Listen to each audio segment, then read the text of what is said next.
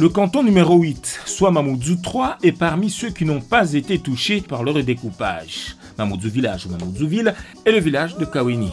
D'un côté, la ville chef-lieu, vitrine de Mayotte avec sa façade maritime et son port de plaisance et sa barge. Aussi, pratiquement tous les bâtiments administratifs et les banques s'y trouvent. On y trouve aussi le lycée Bamana, le premier de l'île et le centre hospitalier de Mayotte. Et de l'autre côté, Kaweni, où deux mondes se côtoient, se font face et parfois même se narguent. En tous les cas, ils s'ignorent. Ceci aux grandes dames de la jeunesse de Kaweni, frappée durement par le chômage. Kaweni accueille en effet la plus grande zone industrielle de Mayotte avec ses grands magasins et ses sociétés qui poussent pratiquement à vue d'œil. Un énorme quartier fourmillé le jour et pratiquement désertique dès que le soleil se couche.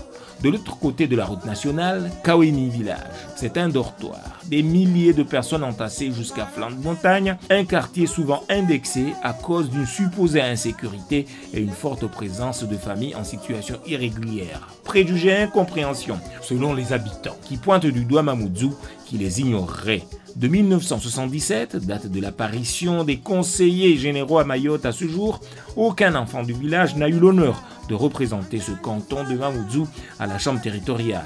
Mais les choses changent. Le maire élu, il y a quelques mois à la tête de la commune chef-lieu, est originaire de Kaweni. Une note d'espoir donc. Pour faire court, je dirais qu'à Mamoudzou, les enjeux sont souvent politiques, puisque les principaux partis s'y croisent et qu'à Kaweni, le combat est avant tout économique et social.